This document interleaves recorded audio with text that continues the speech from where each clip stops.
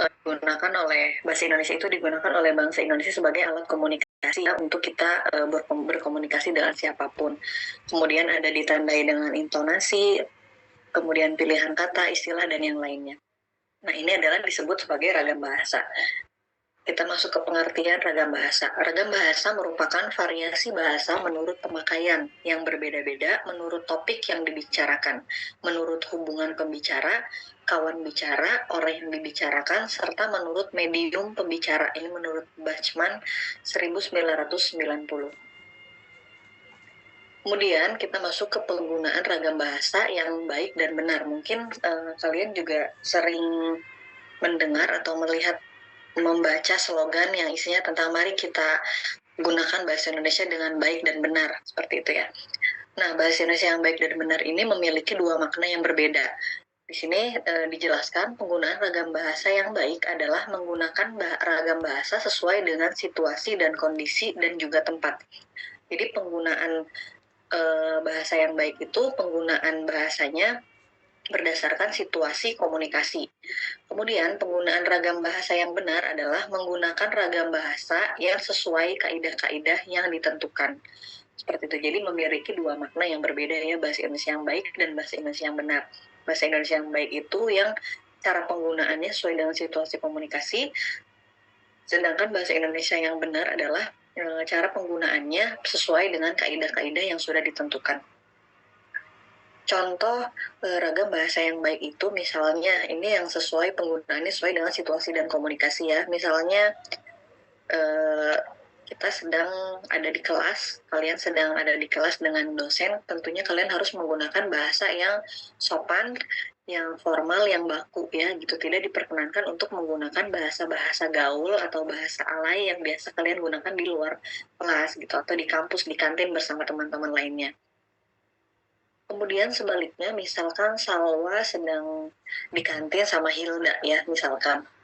Kemudian Salwa nanya nih sama Hilda, ini di kantin ya, situasinya di kantin nih tempatnya. Salwa nanya sama Hilda, apakah Anda sudah makan? Gitu.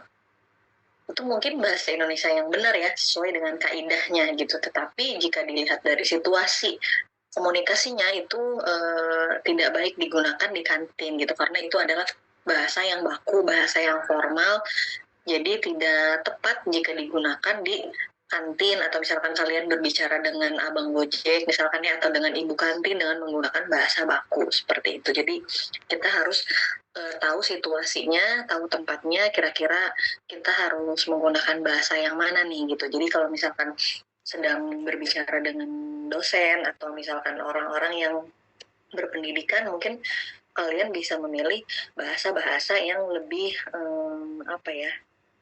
yang lebih baik lagi gitu ya. Tapi kalau misalkan kalian berbicara dengan misalkan ibu kantin dan yang lain, bukan berarti berbicara dengan ibu kantin tidak menggunakan bahasa yang baik, bukan. Tetapi kalian mungkin bisa menggunakan bahasa-bahasa yang santai seperti itu, tapi tetap harus sopan.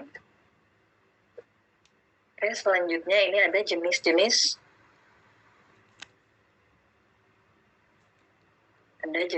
ragam bahasa ya. Jenis-jenis ragam bahasa Indonesia ini ada 3. Yang pertama, ragam bahasa berdasarkan media. Yang kedua, ragam bahasa berdasarkan penuturnya. Kemudian yang ketiga, ragam sosial, dan ragam fungsional. Nah, ini ada bagian ragam bahasa. Yang pertama tadi ragam bahasa media atau sarana ada secara lisan dan tulis ya, dibagi menjadi 2. Kemudian ragam bahasa berdasarkan penuturnya itu ada 4, ada dialek, idiolek, kemudian terpelajar, resmi dan tidak resmi. Kemudian yang ketiga ada berdasarkan sosial dan fungsional, itu ada 5. Ada 4 ya, jurnalistik, hukum, niaga, sastra, dan yang lainnya. Nah, media sarana lisan dan tulis itu kalian mungkin sudah tahu. Kalau misalkan lisan ini ragam bahasa yang sekarang saya sedang lakukan ya, ini adalah ragam bahasa lisan. Kalian mendengarkan saya berbicara secara langsung. Kemudian kalau ragam bahasa tulis ini misalkan ada materi-materi yang saya berikan, kemudian kalian bisa membaca materi tersebut. Kemudian ada berdasarkan penuturnya, ada dialek. Dialek itu kosakata khas di suatu daerah ya.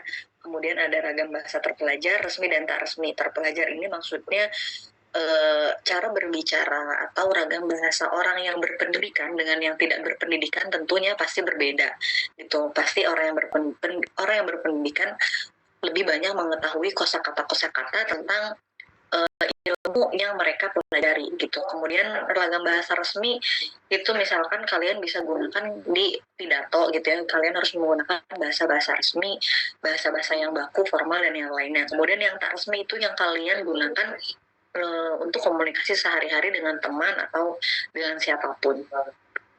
Kemudian berdasarkan sosial dan fungsional ini ada jurnalistik, hukum, niaga, dan sastra. Jadi dalam poin-poin ini pasti ada bahasa-bahasa tertentu yang mereka ketahui ya. Misalnya jurnalistik mungkin ada ragam bahasa tertentu. Kemudian dalam bidang hukum ada ragam bahasa tertentu yang orang-orang hukum saja yang paham gitu ya. Kemudian niaga, sastra dan yang lainnya. Kemudian ragam bahasa berdasarkan penuturnya tadi ada bahasa daerah, bahasa pendidikan, bahasa dari segi keformalan. Bahasa daerah itu kan banyak ya. Kebetulan memang bahasa Indonesia di Indonesia ini berbagai macam suku dan berbagai macam bahasa. Karena ada bahasa daerah, contohnya ada bahasa Sunda, bahasa Jawa, kemudian ada bahasa daerah Lampung dan yang lainnya ya. Itu kan memiliki bahasa-bahasa yang berbeda-beda gitu. Makanya kita dipersatukan oleh bahasa Indonesia. Misalkan di sini kemarin mungkin ada yang dari luar Jawa ya, ada yang dari Medan, kemudian ada yang dari Jawa Barat. Orang Jawa Barat biasanya menggunakan bahasa Sunda, kemudian misalkan ada dari Jawa Tengah biasanya menggunakan bahasa Jawa. Kemudian kumpul di satu kelas ini, kelas bahasa Indonesia, pasti kalian menggunakan bahasa Indonesia. Ya kan, karena tidak mungkin menggunakan bahasa daerah dari daerah masing-masing, karena tidak semua paham, tidak semua tahu. Orang Sunda belum tentu tahu bahasa Jawa gitu ya. Begitupun sebaliknya, orang Jawa belum tentu tahu bahasa Sunda seperti apa. Kemudian yang lainnya juga. Jadi kita dipersatukan oleh bahasa Indonesia untuk berkomunikasi. Gitu. Dengan adanya bahasa Indonesia adalah makanya bahasa Indonesia itu disebut alat pemersatu bahasa gitu ya. Karena dengan bahasa Indonesia kita bisa berkomunikasi dari berbagai suku, berbagai daerah dan yang lainnya. Kemudian bahasa pendidikan. Bahasa pendidikan itu maksudnya bahasa tadi yang sudah saya jelaskan, bahasa-bahasa orang yang berpendidikan, bahasa-bahasa orang yang sekolah itu tentu berbeda ya. Mungkin kita juga bisa lihat dari cara mereka berbicara gitu, itu terlihat. Kemudian bahasa dari segi keformalan, ini bahasa formal dan non formal maksudnya ya. Jadi kalau misalkan kita sedang di acara formal, pasti kita harus menggunakan bahasa yang baku, yang formal dan yang lainnya. Maaf agak berisik ya gitu karena di room saya memang sedang ada renovasi. Oke, lanjut, ragam penutur dari bahasa daerah dan pendidikan.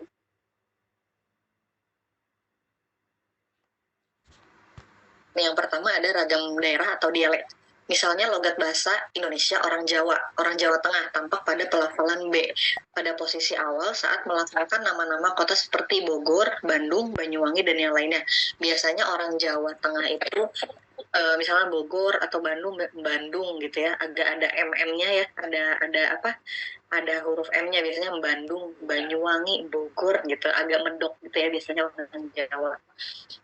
Logat bahasa Indonesia orang Bali tampak pada pelafalan T, seperti pada kata itu, kita, jadi seperti ada huruf H-nya gitu, jadi kita itu gitu ya. Mungkin kalian juga sering dengar ya orang-orang Bali, cara berbicara orang Bali itu seperti apa.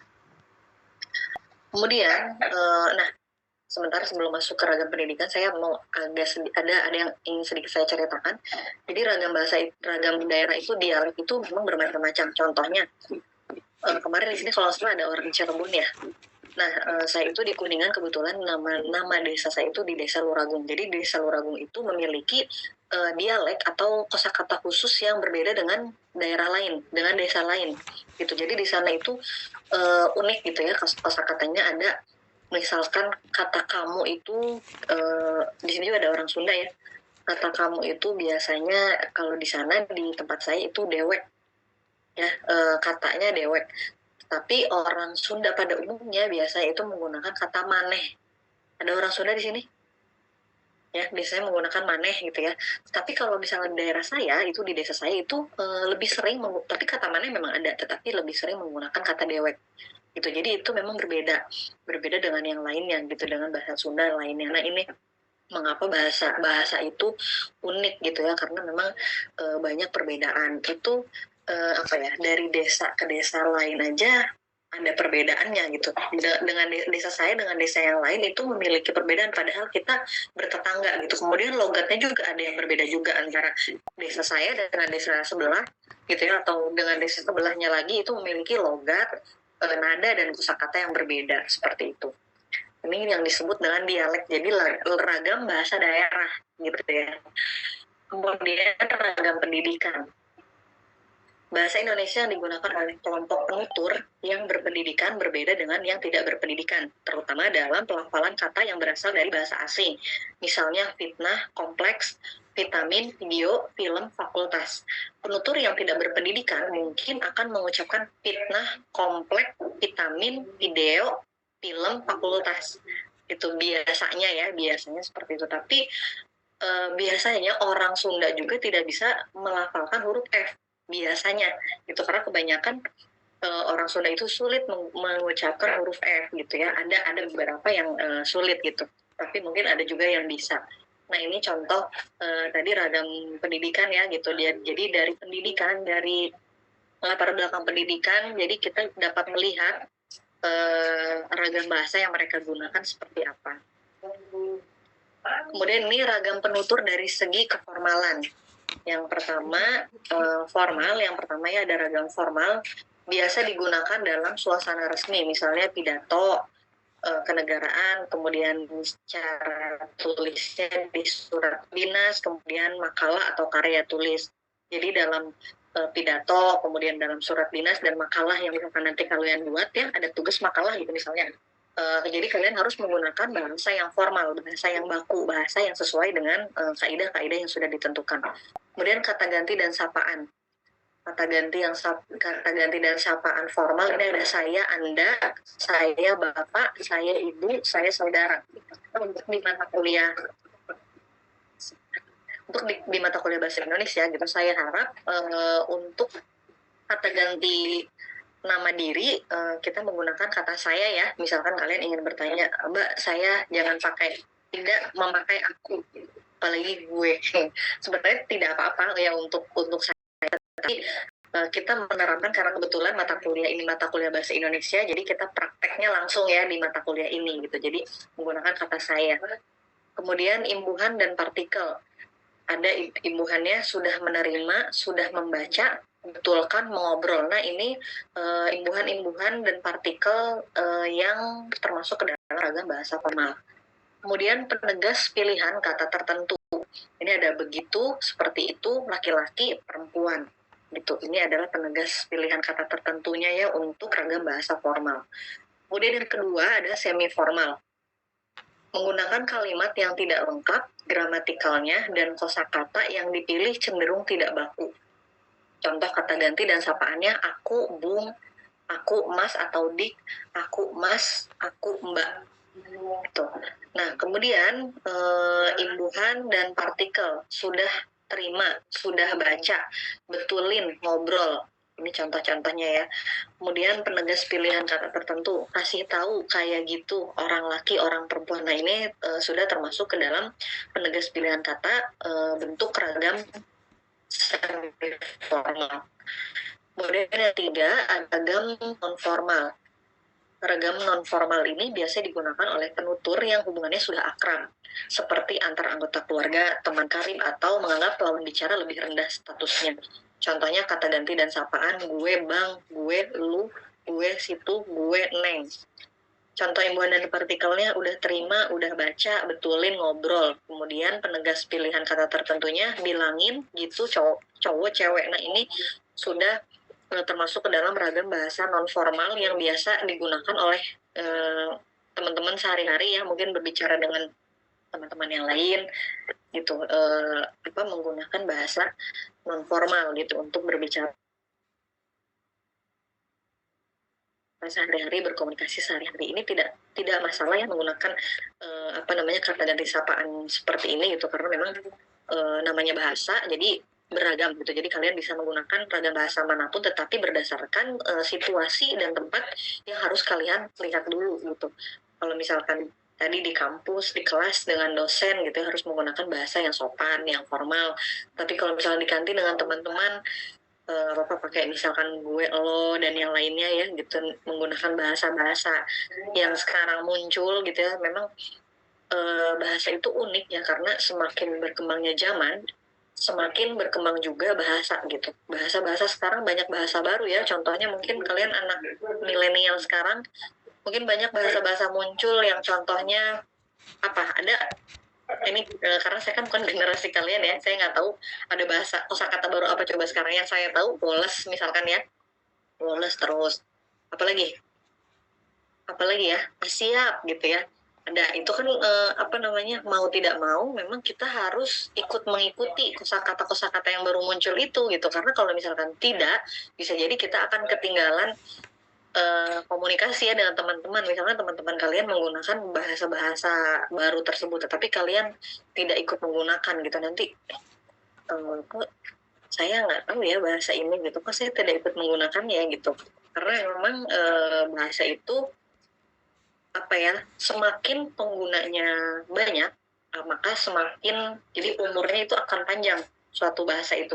Tapi sebaliknya, semakin penggunanya tidak ada, maka bahasa itu pun akan punah. Itu contohnya, misalkan kalau ada orang Jawa di sini mungkin ada bahasa Jawa bebasan gitu ya, ada yang mungkin yang bahasanya lemes banget gitu ya, misalnya inggih, doro, seperti itu.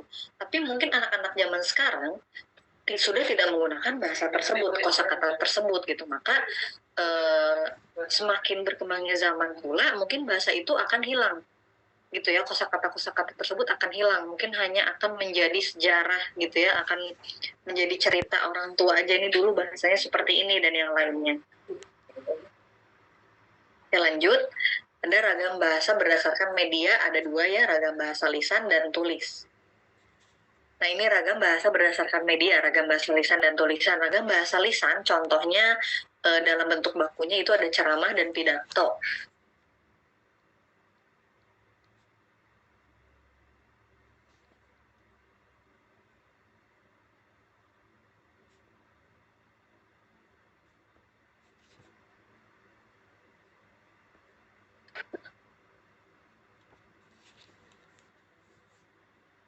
Suara saya benar? Terdengar, Mbak. Masih ya? Oke. Lanjut ya, ragam bahasa lisan. Tadi ada bentuk bakunya ada ceramah dan pidato, kemudian bentuk tidak bakunya ada percakapan dengan teman. Mungkin jika percakapan dengan teman, kalian bisa menggunakan kata-kata yang santai, kosakata yang santai, dan yang lainnya. Tapi kalau dalam ceramah, awas harus hati-hati ya, kalian harus menggunakan bahasa yang formal. Kemudian ragam bahasa tulisan, ada baku dan tidak baku juga. Contohnya menulis laporan, artikel, kemudian misalnya ada skripsi, tesis, dan yang lainnya ya. Kemudian bentuk tidak bakunya ada SMS atau menulis dengan bahasa gaul. Nah, menulis dengan bahasa gaul. Apalagi pada zaman dulu, itu zaman saya masih muda, zaman saya masih mungkin SMP, SMA, itu dalam penulisan pun ada bahasa yang disingkat-singkat, kemudian tulisannya besar kecil gitu ya, ada yang kapital, sebelahnya huruf kecil gitu ya. Mungkin sekarang udah enggak ya, untuk kalian sekarang sudah tidak menggunakan tulisan-tulisan alay seperti itu. Tapi pada dulu pada saat saya SMP SMA itu masih sangat eksis cara penulisan seperti itu. Kalau dipikir-pikir ribet juga ya, harus bikin ngetiknya itu kan memang ribet ya, harus besar kecil, kemudian disingkat singkat-singkatannya ya semaunya lah, nggak tahu itu orang yang baca ngerti atau enggak gitu kan gitu. Dan tapi sekarang mungkin tulisan gaul, kemudian kosakata gaulnya itu sudah berbeda ya dengan pada saat dulu saya masih SMP. Kemudian lanjut. Nah, ini ada perbedaan ragam lisan dan tulisan. Ini ada perbedaannya ya. Yang pertama, ragam lisan itu ada lawan bicara yang mendengarkan. Ini contohnya saya ya. Saya berbicara, kemudian ada kalian yang sedang mendengarkan. Yang kedua, unsur-unsur fungsi gramatikal seperti subjek, predikat, objek tidak selalu dinyatakan dengan kata-kata, tetapi dengan gerak dan mimik. Yang ketiga, terikat pada situasi, kondisi, ruang, dan waktu. Nih, kita terikat ya pada situasi, kondisi, ruang, dan waktunya. Kemudian diksi tidak sama, jadi pilihan katanya itu tidak